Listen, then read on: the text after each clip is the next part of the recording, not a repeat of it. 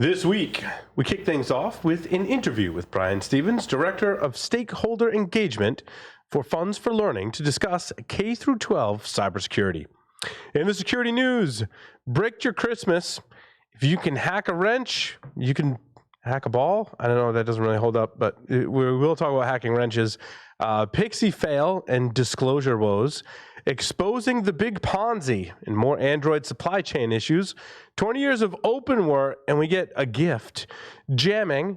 I guess we'll talk a little more about jamming given the shenanigans before the show. Traffic lights and batteries don't work well in the extreme cold. All that and more on this episode of Paul's Security Weekly. This is a Security Weekly production for security professionals by security professionals. Please visit securityweekly.com/subscribe to subscribe to all the shows on our network. Broadcasting live from G-Unit Studios in Rhode Island, it's the show where exploits run wild, packets aren't the only things getting sniffed, and the cocktails flow steady. It's Paul's Security Weekly. In the ever-present threat of cyber attacks, even a simple wrong click can spell disaster. ThreatLocker built endpoint protection so you can operate a zero-trust security posture built on a default deny. ThreatLocker allows you to control what runs and what those applications can do, access, and how they interact. Don't let your trusted applications be used against you.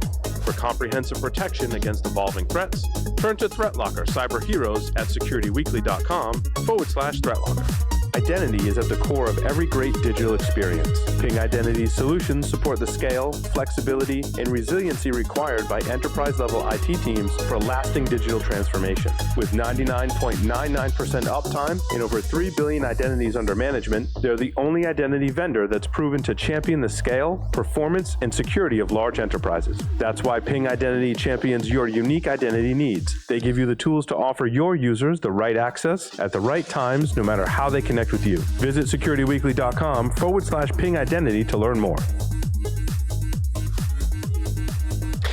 Coming to you in super low definition, compliments of Darth Vader himself. This is Paul's Security Weekly, episode number 813, being recorded on January 17th, 2024, right here in G-Unit Studios in Rhode Island. The man who did not introduce me tonight, because we skipped that part, apparently. Hey, when you're not here for a couple of weeks. They just skip right over you. Mr. Larry Pesci is here. It's all good. I see where I rate. I'm just kidding. No, that's all good, man. Yeah, seriously, when you're gone a couple of weeks, things change. Stuff happens. They do. Yep. And just like when you know what? Here we are again. When you buy a jamming device off of it must have been AliExpress years. It was a long time ago. I charged it up. I'm like, I wonder if this thing still works. Lo and behold, a little while later, they're like, hey, we can't get to our mice and keyboards that are wireless. I'm like, interesting. Yeah, who knows what else it jams, because right, could be documentation is long gone, and well. And you did this in a Faraday-caged laboratory environment for entertainment and research purposes only, right? This is correct. Mr. Josh Marpet is here with us representing the legal side of the house. Josh, welcome. Compliance, at least. But I like being on the show. And if you get arrested, it's hard to make it Paul's Security Weekly when you're in jail. It's a very detail. True. Speaking of jail, Mr. Bill Swearingen is here with us. Thanks for the awesome introduction there, Paul. Happy to be here today. I'm just trying to make some segues. Mr. Jeff Mann is here with us. I was so confused because I was like, I know Larry was in the studio. Why didn't we start with Larry? That's right. But then I'm on Discord instead of Skype, so I'm way out of my element here. That's right. Wow. Mr. Sam Bound is here with us. Sam, welcome. Good evening. I think we should totally make this with Paul in prison. I think it'll suit our whole country that'll have our president coming from prison pretty soon. Wow. Which one? Both of them? All of them? Join our Discord chat. Discord? Discord. That's Discord for people in Wisconsin. Yes. Let's try that again. Join our Discord channel to chat with us throughout the live show today. You can visit securityweekly.com/Discord to receive the invite and become part of our community. That's all it takes to become part of our community, is join the Discord. That's it. You're good. And for the record, many of the hosts are also in the Discord, on the Discord server in some of our channels. Yes. Throughout the week. It's how a lot of people get a hold of me. So You can also visit my website, securitypodcaster.com. It's one way to get a hold of me and find stuff there, like all my social media. With us this evening is Brian Stevens, is the Funds for Learning Director of Stakeholder Engagement. Working with the E-rate program since 2003, Brian helps schools, libraries, and service providers navigate the E-rate process and understand their compliance obligations. An avid technologist, Brian assists E-rate stakeholders with detailed product and service eligibility issues, performs analysis of program statistics and trends, and conducts E-rate training seminars and webinars across the country. Brian, welcome to the show. Hello, yeah, thanks for having me. Brian, you're not directly involved with cybersecurity, but we're going to talk about some of the cybersecurity initiatives. But how did you get involved with the E-rate and funds for learning? And I guess somewhere in there, we should probably explain to the audience what that means, the E-rate funding. Sure, yeah. We'll start with what E-rate is, just in case anyone's not familiar. You may not be familiar. The E-rate is a federal funding program that provides discounts to K-12 schools and public libraries on the purchase of their internet circuits, wide area network connectivity, and local area network infrastructure. By and large, most of the internet connectivity and Wi-Fi in schools is subsidized by this program. There's about $4.25 billion available per year that gets dispersed out to schools and libraries to help pay for those services. So it's kind of a niche thing. Not many people have heard of it. If you look at your cell phone bill every month, down at the bottom of it, there'll be like, 50,000 miscellaneous fees and charges. You'll notice that one of those says Universal Service Fund, and that's where the money for the E-rate comes from. Yeah. So it's a fee that's assessed on telephone bills. And so I got involved in this whole crazy thing about 20 years ago. I actually started with the company as an application developer for one of our software products that we have available. And then I got kind of roped into actually doing the E-rate part, and it kind of went from there. And so how is the money divvied up across all of the different schools? There's an application process. So the E-rate's a little bit different than a grant or something like that. Essentially, if a school prepares their application, submits it, follows all the rules, they get the money. And they have to do a competitive bid, and there's a whole big process associated with it. But at the end of the day, the funds the amount of money that a school gets depends on the percentage of kids in the district that qualify for free and reduced price lunches. So it's kind of a need-based program, and they get, anywhere from 20 to 90% off their bills, depending on the relative level of poverty in their area. And so it's such a complicated process that folks like you and your organization exist to help schools with this process. Is that true, right?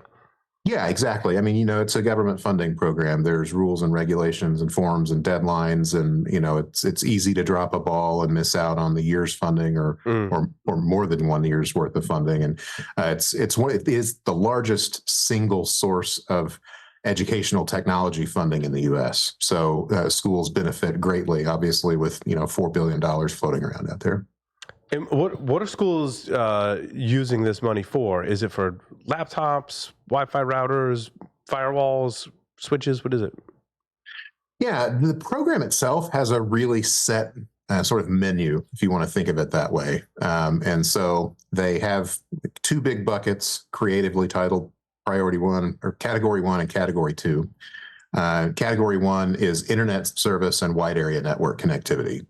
So, lots and lots and lots of fiber funded in Category 1. And then Category 2 is local area network infrastructure. Switch route and Wi-Fi make up about 70% of what gets requested in that Category 2 bucket. And then they do fund what they call basic firewalls. And we can talk about what that means or doesn't mean in a bit, but that they fund that. And then there's some other miscellaneous things that they fund. Structured cabling projects for schools are included in that. But basically, they have a list of things that are eligible for funding under this program. It's all really, basic network infrastructure based. I gotcha. But I mean, a school can effectively get their Wi-Fi routers, their access points, they're a basic firewall, maybe a fiber ONT. They can get pretty much 70 to 90% of anything they need for their very, very standard, very basic network infrastructure for the entire school, which is really cool. Yeah, it goes, I mean, it's from, from the cloud to the classroom, basically, is the way you could think of it. It's the internet circuit coming in. If that rides across the WAN to get from a central location to an elementary school, and then, the switch route and the access points and, all of the infrastructure to get a Wi-Fi signal to, Chromebooks in the classroom. Oh, so, but it doesn't purchase the Chromebooks in the classroom. It just purchases the network infrastructure pieces. Correct. Yeah. Pretty much stops short at a network jack on the wall. So it doesn't pay for any sort of end user equipment. All right. But I assume there are other funds that do this for end user equipment. There are some. Yeah. Most recently we had the Emergency Connectivity Fund, which was a part of the American Rescue Plan Act COVID Relief Fund. And that was about $7.2 billion in one shot. And it actually did pay for laptops and Chromebooks and tablets. They had a cap of $400 per device, I think is where they set that. And so there were, billions and billions of dollars worth of Chromebooks purchased with that funding, but it was temporary and that program's winding down. So, it's going to be interesting to see sort of, if there's something that comes in to fill that gap. I know there's TechSoup and a couple of other things that do not-for-profit. We used to have one in Philly, NFR. No, not NFR. God, what's his name? One of the local guys that, not Loft guys, worked with them and ran it. But I mean, there's what's that? Is it Jim? Is it Bill? I'm just guessing into some of the names. No. Dave's not here, man. Yeah. I'm afraid I can't do that, Hal. But there's a lot of local advocacy groups and nonprofits that do that. Hell, there was a nonprofit in Philly to give out Wi-Fi for free to the city. Unfortunately, they went out of business because they had no business plan. It's a detail. So valid stuff. Very cool. Thank you. So, Yeah, Brian, absolutely. if it covers the internet, connection, the POP, I'm assuming that most schools don't just directly connect to the internet. They have some kind of firewall that protects from the internet, and that is included in the grant, correct? Yeah. So, where we're at with E-Rate is the program got started in 1997. First funding year was 1998. And back then they said, okay, it seems reasonable to think that a firewall is basic network infrastructure. It's kind of a required component in, this whole end-to-end idea. And so they said, hey, we'll fund firewalls. The problem where we're at is that they've just sort of happily carried the technical definition of firewall from 1998 all the way here to 2024. And so basically what they fund is just an old school style port blocker. Any sort of next generation firewall features are actually not eligible for funding under this program, which seems ridiculous, but that's kind of the situation we find ourselves in. And so what I say is, the E-Rate funds firewalls and not network security. And that sounds dumb, and it is, but that's kind of the way they approach it. So they have to get that funding elsewhere or they go through a consortium. That was my question, is once they can use this money for the internet connection, like your internet connection bills, that bandwidth bills, basically. Yep. And they can use that regardless of where they get it from. Like, even if they're going, like here in Rhode Island, when we were talking earlier, Brian, I mentioned I worked for Ocean, right? And Larry's familiar with Ocean. Sure, yeah. And we did kind of like it's like a group buy, right? Like Ocean's going to go buy the bandwidth on behalf of all the colleges and universities and K-12 schools in the state. And get a discount. Right? Because you're buying in bulk, and then distribute that cost savings back to them. Even if they're doing that, they can still use the grant funding money to cover whatever bills they have. Yeah. And there's actually a bunch of different arrangements in terms of how schools get connected to the internet. And so, there's arrangements like you described that happens in various capacities in different states. Some states run big statewide networks. And so it's actually a state agency that will undertake, the network and hook up, schools and libraries and universities and municipalities and all sorts of things.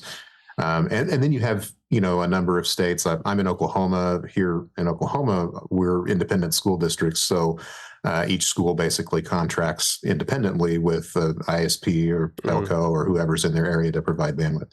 Right. You were talking like every state is different in terms of how they're connected. And I'm also assuming how they're applying cybersecurity to each district, just because every state is different geographically, how they're set up, the whole thing, right? Like New York City is going to be way different than Oklahoma in terms of how they connect. And, New York City is not a state, Paul. well, a populated city. Thanks, Jeff. Thanks. Canada is not overseas, Jeff. Either. It's an inside joke. Now I lost my train of thought. Well, good. Let me jump in a minute. So you said this program's how old? When did the E-rate start? The law that created it was the Telecommunications Act of 1996. So the first funding year was 1998. Okay. In your opinion, when it was formed, was the intention to just create the backbone, the infrastructure for schools? Was there ever any intention of, providing endpoints for students and things like that? Yeah, not really. I mean, the program itself, the framework that they use to create it has always been sort of infrastructure, connectivity and infrastructure. So it never has, and my assumption is probably never will fund any sort of end user equipment. It's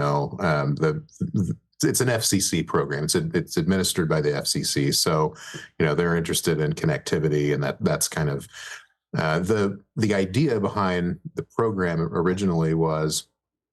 This is a very abridged and mostly accurate assessment of universal service. It's a universal service program. And so universal service concerns itself with, getting connectivity to places where it's expensive or doesn't exist or both.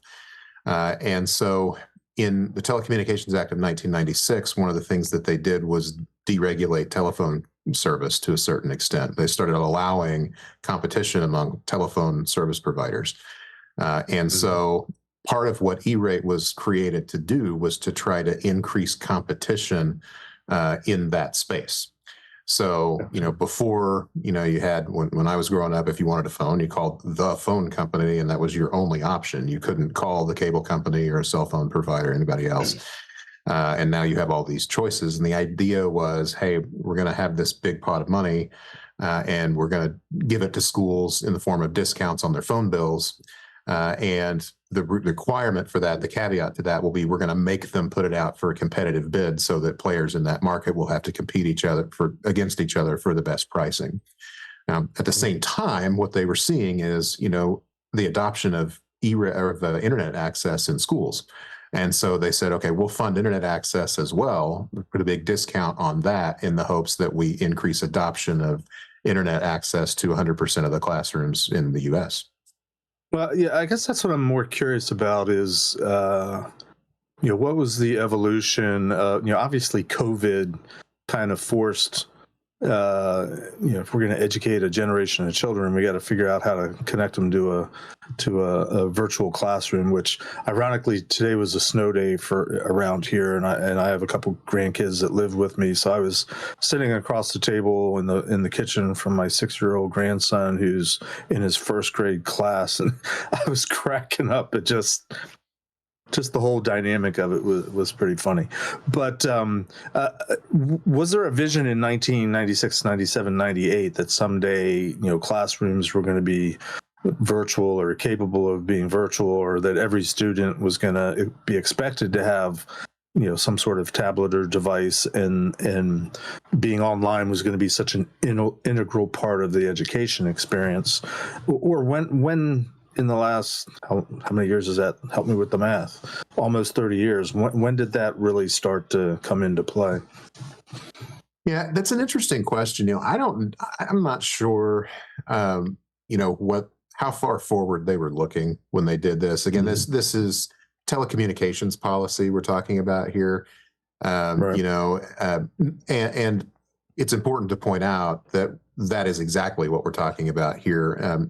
The participants in this program are K-12 schools, but this is not a Department of Education initiative in any way, and so the FCC concerns itself with regulating communications, not educating kids, right? So I think they had more kind of policy goals in mind when they created this. Now, the way that they set it up and the way that it still exists today is that the funding really is only available for, school brick and mortar locations.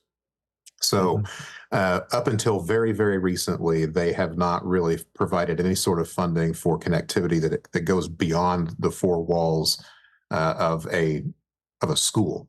And in fact, they're so hyper aware of it that they were even, cautioning schools against increasing the Wi-Fi signal in their buildings to cover, at least as far as it would go, like communities surrounding that school, because that would be technically a violation of the rules. So that's kind of interesting. Now, where we're at today is the Chairwoman Rosenworcel at the FCC is championed an initiative. There's a proposed rulemaking out right now that would allow schools and libraries to purchase Wi-Fi hotspots and essentially loan them out to kids who are going home at the end of the day and don't have access or don't have reliable access, so that they would be able to, do homework or work on snow days if they don't have access at home. I haven't made that official yet, but that would be the first major step in this program to fund connectivity that actually extends beyond the walls of the school. That's interesting. You ever heard of the Calix Institute? I've heard the name, yeah, but So it's when Sprint bought Nextel. As part of the deal, they had to make bandwidth for nonprofits unlimited. The Calix Institute is a nonprofit. As a supporter of them, it costs like $500 or $600 a year. You can get a hotspot that has unlimited bandwidth across Sprint's network.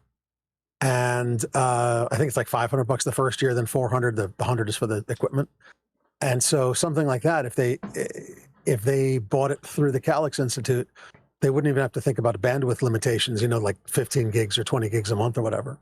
So there's ways to actually sort of chain some of these initiatives together to really make it effective. Here's my concern, though, especially given that last statement, Josh, is that the U.S. federal government, right, has made this technology and connectivity available to schools, and now even outside of the schools, right? Where is the guidance or cybersecurity technological controls and also human controls to help this? We have this great program, which I think is great, to hyper-connect all of the schools, get them Wi-Fi, get them routers, get everything connected. But boy, being connected, as we've all seen with the internet, can lead to really bad things.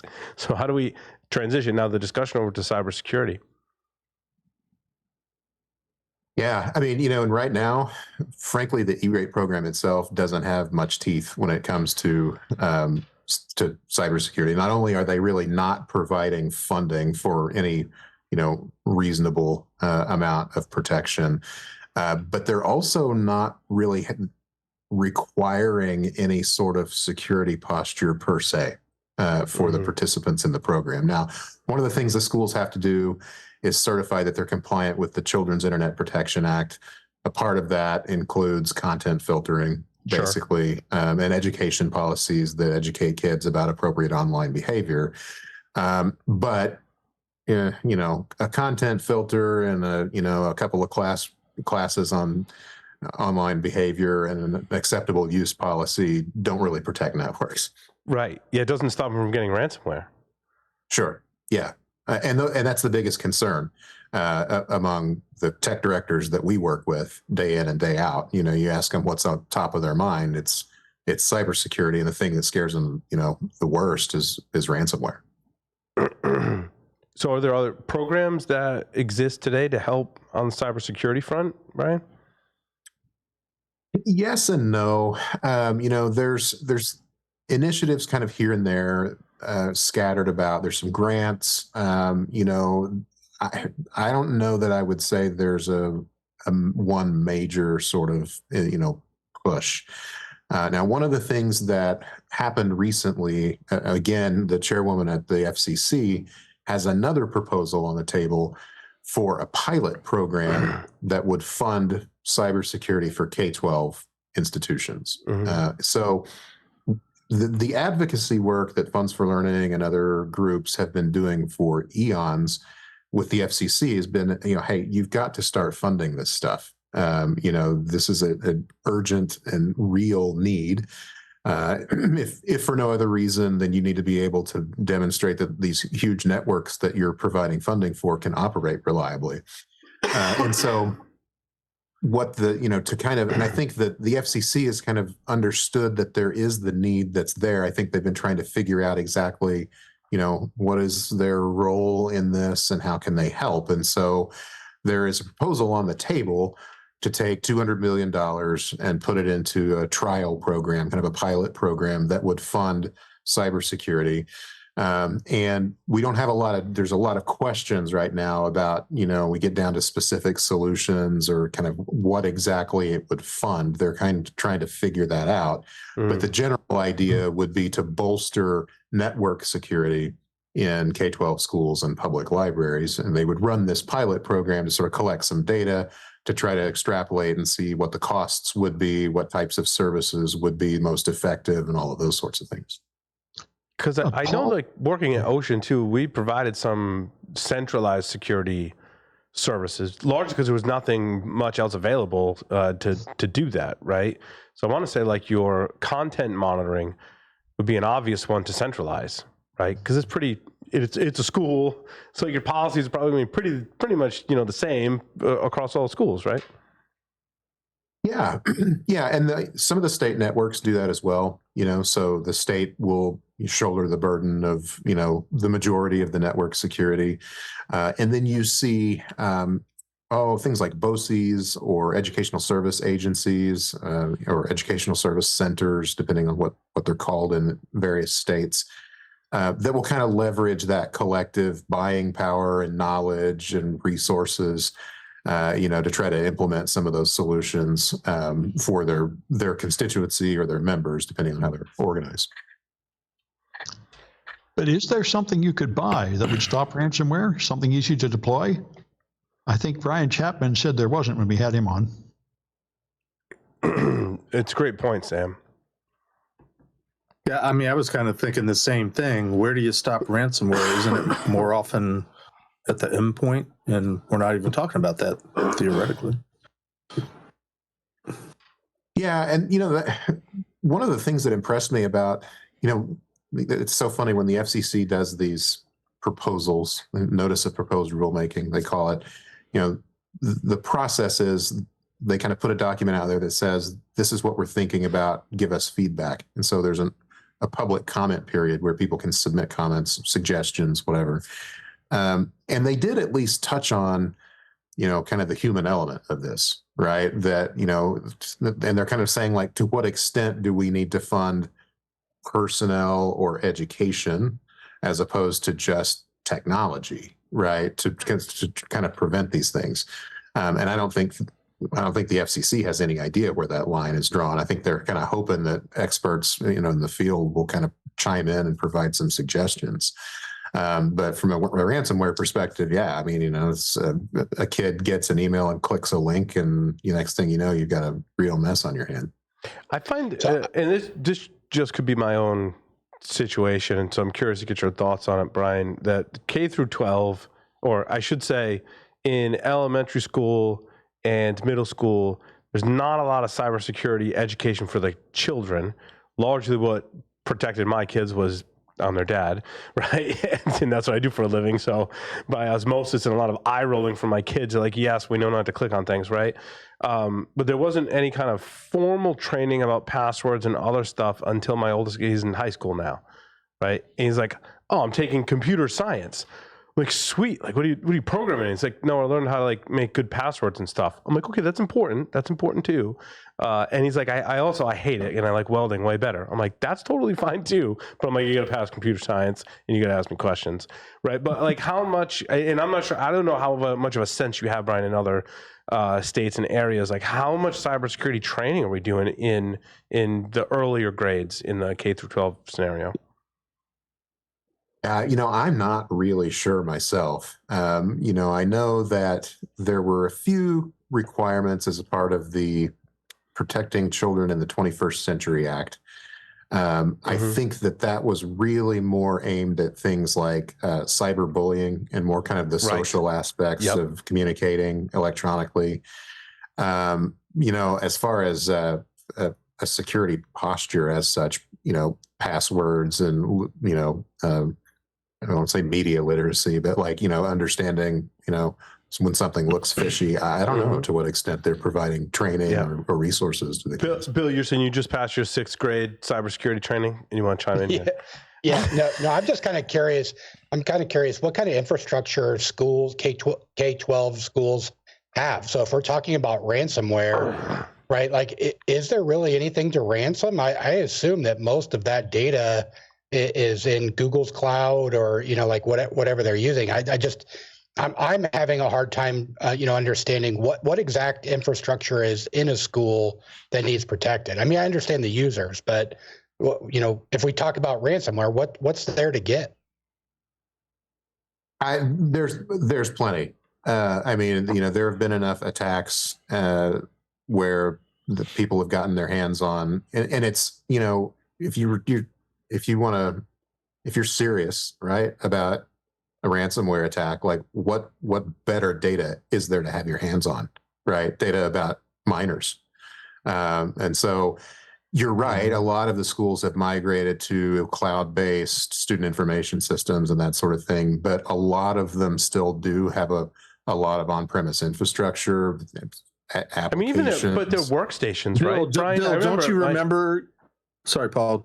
Bill, don't you remember your permanent record? That has so much tremendous value. Yeah, it's been a long time since I've looked at any of that infrastructure, but I'm not suggesting that there's not data. I'm just curious from a security protect, like somebody that implements security, where would I start, right? But I assume that most of the kids are using something like a Chromebook. I assume. I don't know. Is that wrong? Like, I think it's mostly a Chromebook, but I think a lot of the teachers and administrators are Windows based. And I want to say, Brian, I don't know if you have any more insights into this than I do, because school districts in my town have been just succumbed to ransomware, and they're ransomwaring the teachers' workstations basically. So think about everyone goes to school and the teachers can't use any of their Windows based computers because they're ransomware. That's a big impetus to go, oh, maybe we should write a check, or at least we got to shut things down until we can recover, right? Yeah, and I'm also kind of curious, Brian, for you, is there any guidance around what should be filtered? I heard what you said that, some of that is, state run or anything, but is there guidance on, these are the categories that we're not allowing through? Yeah, or is it just kind of up to the individual school just to pass the check mark that, we've got content filtering? You would ask me that because you're going to put me on the spot. This is a thing I'm supposed to know in my position. So the Children's Internet Protection Act says that the technology protection measure has to protect against material that is obscene and harmful to minors, I believe, are the two things that it says. I always get these backwards. I think obscenity has a statutory definition, and then harmful to minors is left up to the local community to decide what that means. So there's two elements. There's definitely some that's regulated, and there's some that's on a case-by-case basis, basically.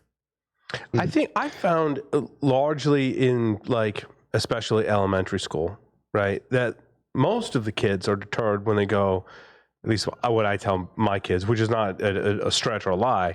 I say, look, whatever you access on the internet and school computers is being monitored. And I'm like, regardless whether you think that's right or wrong or what kind of monitoring you think that they're doing, I don't want to get called into the principal's office because you were trying to, do something you weren't supposed to do on the computer network. I'm like, don't do that. I'm like, wait till you get home to do that. They're like, but Dad, your monitoring is insane too. I'm like, well, there you have it. So be a good person, okay? But I think a lot of the deterrence, at least in the elementary, up to 6th grade, right, and even all through all K through 12, Like, what you do on those school networks, regardless of how good or bad or indifferent it might be, or do people pick and choose what they block? If you get caught, like, they're looking, and it's just going to be embarrassing for you, and your parents are going to get called in, and it's usually enough of a deterrent to go, I'm just going to wait till I go home to do that, right, on my own computer, not, whatever they're questioning, right? And sometimes it's innocent too. Sometimes they want to look stuff up, and it's totally fine. But then other times they're trying to access things they shouldn't, and just don't do that for school, right? And that's enough of a deterrent. Do you find that, Brian? I don't know how. You probably don't get involved with the exact cases, right, in the K through 12 schools, Brian, but. Yeah, we're a little far removed from that there. It's we do, visit clients on occasion. Sure. And join, just anecdotally, like, we're doing work with them in person. We'll join their network or their guest network. And it's kind of interesting to see what gets blocked. I remember being at one looking for a place to go for lunch, and the system told me that I had 30 minutes to access sites in that category.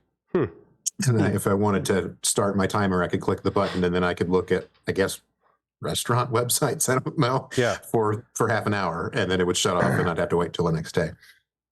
So I've heard people tell me that sometimes accessing websites for this podcast gets lumped into some kind of content for whatever reason. Now, we used to have a slogan called Hack Naked.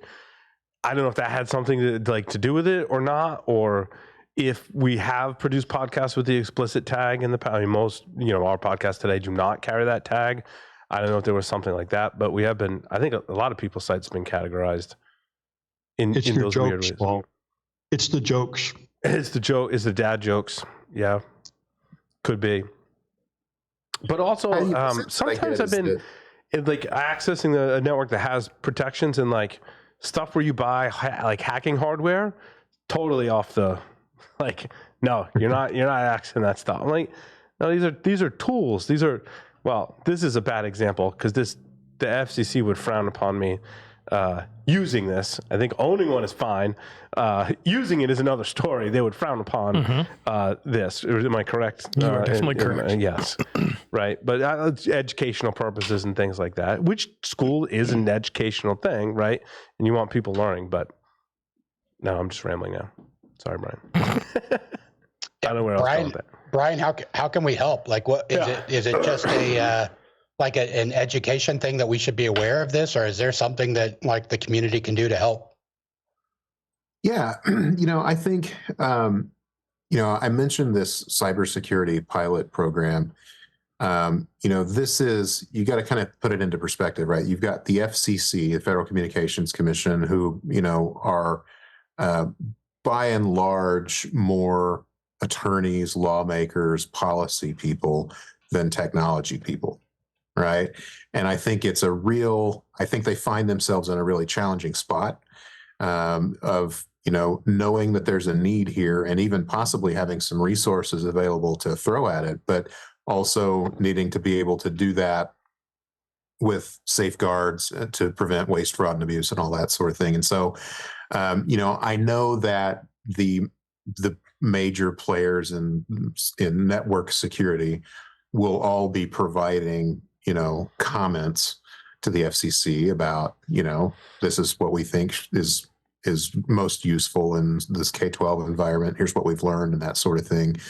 But, I think you don't have to be an E-rate expert, to provide some practical suggestions to the FCC about technologies or policies, but potentially that might help out. So I mean, I think there's, and I think it's, people who don't have a financial stake in it, so to speak, their voice tends to carry a little louder. We, by and large, we see the FCC kind of listening to the schools and libraries' feedback, and we see a lot more of that implemented than somebody in my position or the companies who are just trying to sell more boxes. It's not to say that they don't value that feedback as well, but I mean, I think there's a real need for education from a technology perspective that doesn't really require you to know much about federal funding policy or even K-12 education. Brian, one of the most popular questions I got when I worked for a university here in Rhode Island was, and I told them I did I don't think we called it cybersecurity back then. That's how old I am. We called it internet security, right? They were like, wow, you must have like most of your day must be spent just dealing with students trying to hack the network and not so much with like external, we'll call them external threat actors. And I have to explain, like, actually it's the other way around. Totally. Like, sure, there were students that would hack. I mean, largely those, at least the way I approach it, easier to deal with, right? Like if they ended up with FaceTime with me, I'm like, look, you're not in trouble. I'm like, just tell me what you were doing. Like I'm actually kind of like intrigued, right? Like disciplinary action, that's up to someone else, not me. I'm like, but I'm not gonna recommend you be disciplined unless you did something like heinous, and that never happened, right? But like that was the exception. I think largely I would hire those people or have them give a presentation, right? To me, it was a positive thing based on your intent, of course, right? Most of the time it was external threat act, but when we get through K through 12, like what's your sense when you talk to people and cybersecurity enters the equation, Brian, and they're like, are they protecting themselves from the students, or are they protecting themselves from external threat actors that want to do ransomware? Or like what's the balance, you think?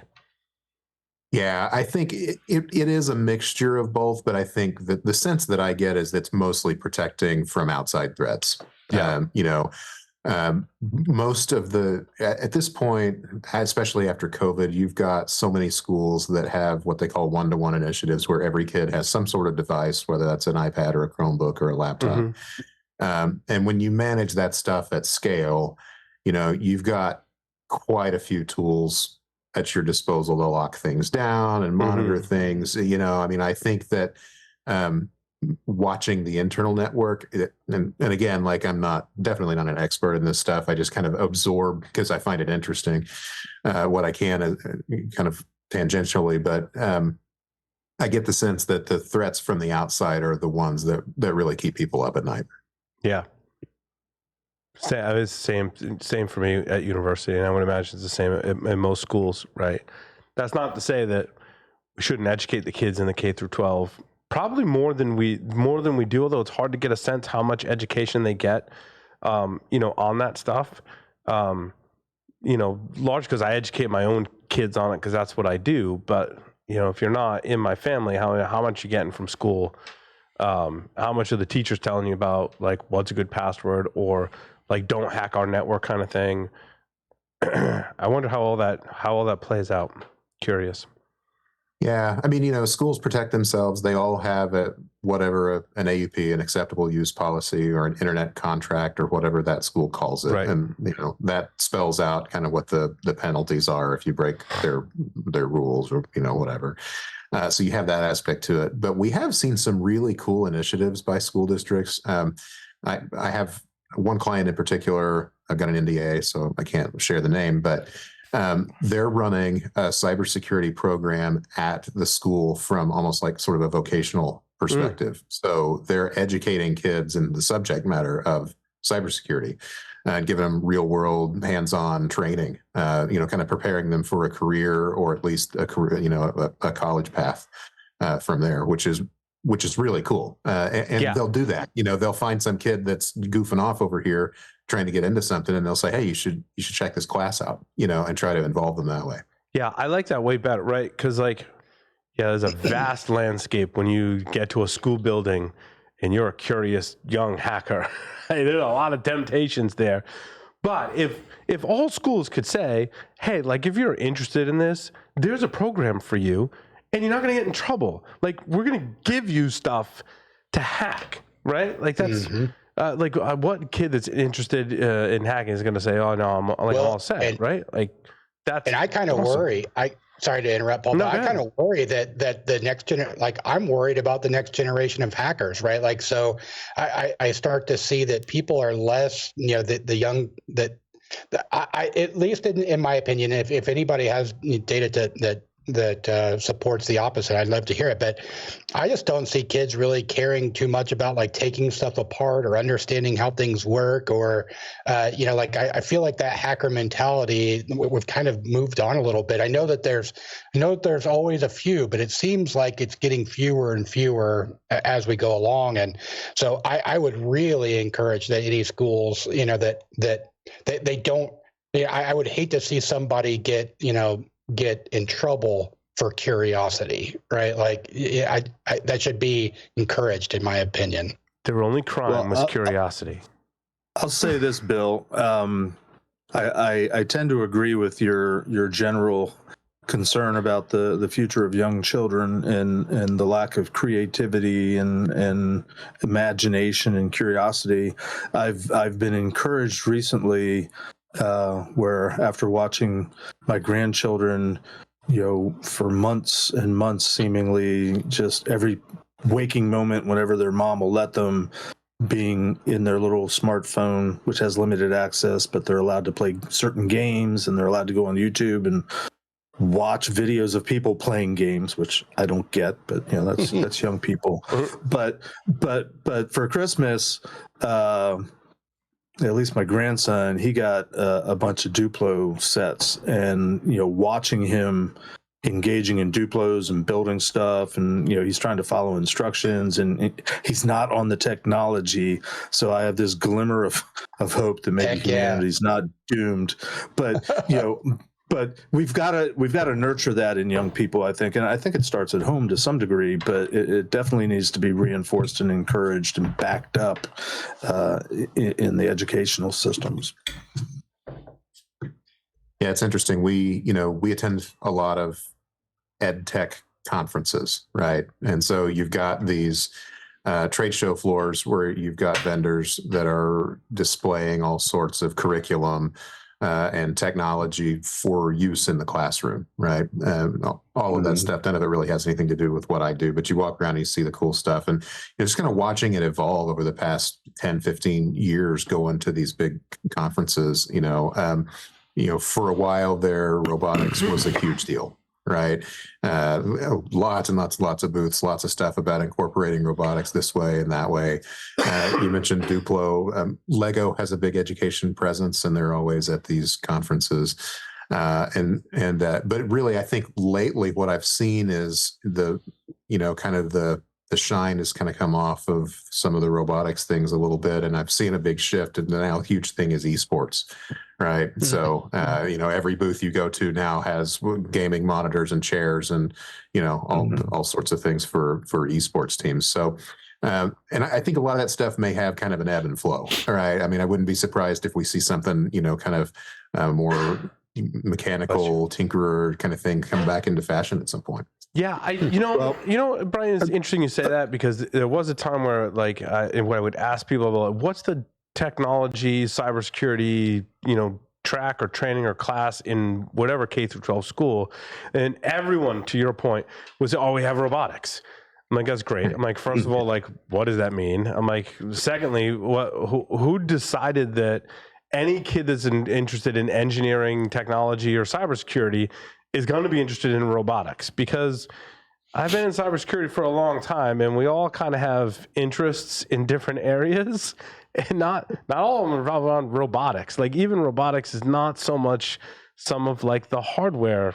There's my hardware, Wi-Fi hacking that we do, right? One more story, Paul, and I stand corrected. I think they got Legos, not Duplos. Legos, they're the littler ones, right? Where you can build Star Wars ships and stuff like that. But we ordered a new rug for the living room that came folded up in a box that was probably about 16 inches square and maybe about 4 feet tall. I pulled it, the rug out of it, and so I had this big, huge empty box. I showed it to my grandson and my grandchildren, and they played with that box for probably the next 4 hours. I think they turned themselves into a robot at some point. But I started out by just, hey, come hide from your mom. And I put it on top of them, walked away. Hours later, they were still playing with it. It's brag on my grandkid night for me, apparently. But I'm just so excited to see them doing anything out of having other than having their faces stuck in their phones. He's telling all his kids that Grandpa got a new rug. by the way. Yeah. Just so you know. And he's still bald. Brand new rug. He's still bald. But I mean, I did it when I was a kid. I mean, I don't know how many of you have seen it yourselves or with your kids, especially, at Christmas time, you get a whole bunch of presents, you get them all the cool stuff. And a week later, it's piled in a corner and they're back to doing something else. But the boxes that stuff comes in, maybe that's a hacker thing, but I used to build stuff with boxes and sometimes things that might have looked like explosive devices, but I never took them to school. But, I used to build spaceships and stuff like that. It doesn't have to be technology. That's all I'm saying. So I was just going to ask Jeff. So what you're saying is we should not put any more computers in schools and just give them lots of cardboard boxes and packing tape. Yeah, be a lot cheaper. I will drop a video onto the Discord channel for you guys to watch at some point. Of your along rug. Those lines. Of your rug. Not of my rug. Okay. I don't know where we were going with that. I was talking about, what was that? I don't remember. I don't know. You didn't tell me. Brian, what's the future of how can we support this grant that the FCC is talking about? What was it, $200 million in cybersecurity funding? Like, what's the current? So how can we help with that? No, I think it's sharing support, feedback with the FCC. That it very much is it's a government policy initiative, right? So the way it works is that anybody, you don't have to have any sort of credentials. It's open to the general public, can submit comments. Right. It's open for comment. FCC does this on a lot of things, right? Open for comment kind of thing. Yeah. Yeah, absolutely. And, it can be something as simple as, hey, we support this, right? Now, to be fair, I haven't picked up on a lot of opposition to it because everybody has known it's been such a big need for such a long time. But that still doesn't, negate the value of a large voice getting together and saying, hey, this is something that we support. And we're willing to help where we can, right? Whether that's providing expertise or, to a certain extent, parents being willing to chip in on the education of some of these things we talked about today, like, hey, don't make your password 1, 2, 3, 4, those sorts of things. But I mean, I think, and you can get with your local school district and encourage them to show support as well. That always, big things happen in this particular program that I work with when a lot of schools get together and say we should do something. And that's kind of the point we're at right now.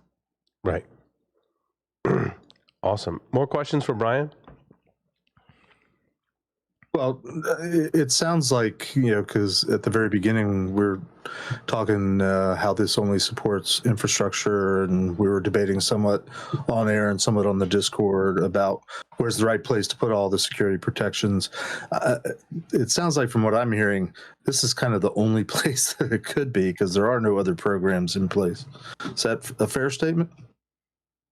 Well, yeah. I mean, we believe that the E-rate program is the best established program to fund at least network security, right? So cybersecurity, that's a big term, lots of different things. But when we're talking about network security, we've already got a mature program that has a funding mechanism and an application process and oversight and audits, and schools and libraries participate in it, and they're familiar with it.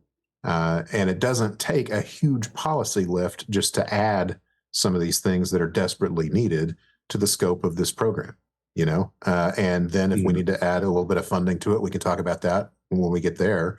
But I mean, you're exactly right. I mean, this is a program that has for years funded network infrastructure in schools. Network security is de facto a part of network infrastructure, in my opinion. And I think this is the appropriate place to put it. We do a survey every year. So one of the initiatives that we do is we survey the schools and libraries that participate in the E-rate program. And the goal is to kind of collect more of their experience. We have a bunch of funding data. We can tell you how much money is spent and on what and all that sort of thing. But there's not a lot of data that says, this is how well the program is working for me. This is what my experience is with the processes and that sort of thing. 97% of the respondents to our survey for the past 5 years have said cybersecurity should be in the E-rate program. Wow. And they're thinking about it. We've asked various questions over the years about how it should be implemented and that sort of thing. And the knee-jerk reaction is, of course they're going to say it should be funded, because they're going to say anything at all should be funded. Oh, let's put school buses in there, or, pizzas or whatever. But really, some of the data that we have shows that, they're kind of thinking about what the E-rate program does and what the needs are for network security, and that there's a real synergy there. And so this most recent survey we did, we collected about responses from about 10% of all of the applicants in the country. And, not surprisingly, 93% of them said, the program should provide funding for not just the basic firewalls, but, beyond that in terms of network security.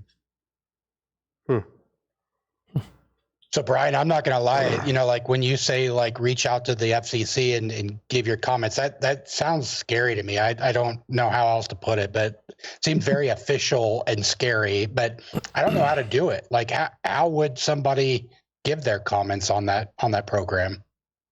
It's actually really, really simple. So you do it, the FCC has what they call the electronic comment filing system. If you Google ECFS, it will come right up. And you can put together like a document and upload it if you want to do that. You don't even have to go that far. They've just got a web form that you can fill out. It gives you your name, a little bit of information, and then it's got a text box where you can type stuff in. And the only piece of information that you need to know is what they call a proceeding number, and that's 23-234.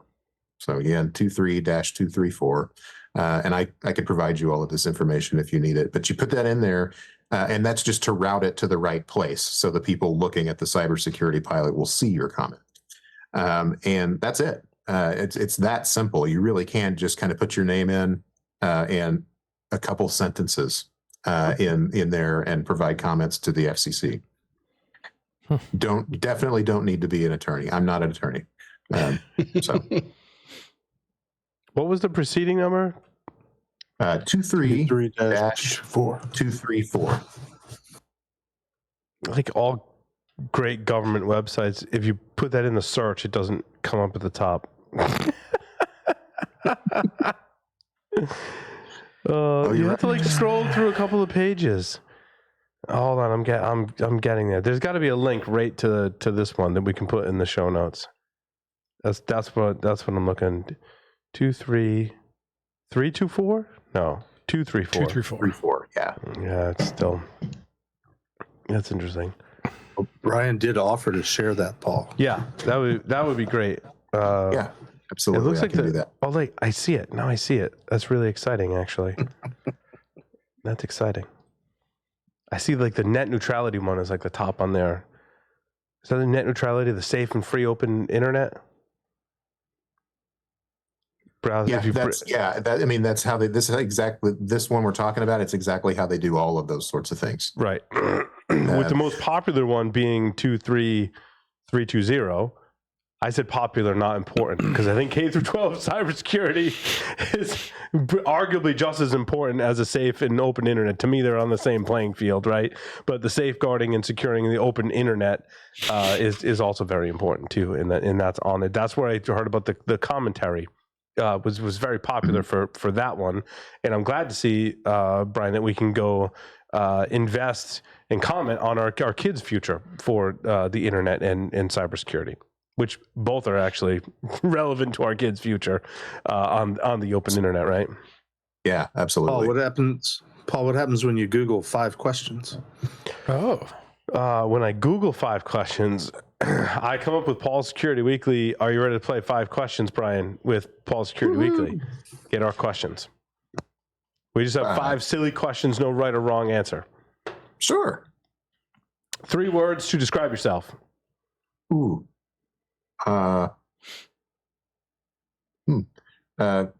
Cook, geek,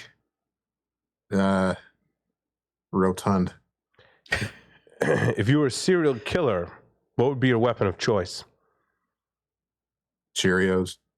If you wrote a book about yourself, what would the title be? Ooh. Oh, God. That's a tough one.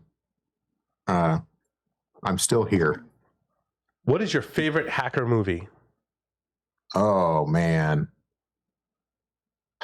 You know, like hackers, war games. That's what the I'm going net. to say. Yeah. Sneakers. If it was hackers, was that like Sneakers.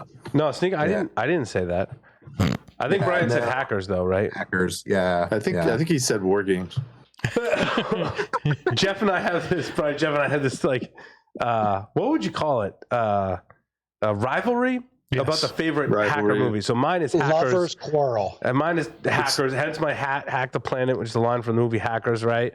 And Jeff is Sneakers because he loves Robert Redford and some reason that. And so Ben we Kingsley. have this. Yeah, Ben Kingsley. It's because our entire industry was built off the movie plot, basically. So he says, Brian. Final question. Final question, Brian. Choose 2 celebrities to be your parents. Alive, dead, fictional, or otherwise? 2 celebrities to be my parents. Dave Grohl and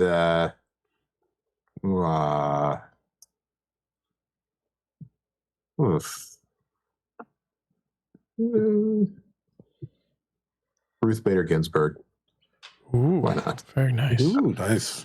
For the record, Brian is the only person that has ever answered the serial killer question with actual cereal. Yeah, that's impressive. Impressive. Brian, thank you very much for appearing on Paul Security Weekly. Absolutely. Thank you so much for having me. This was fantastic. With that, we'll take a short break, come back with the security news for this week. Stay tuned.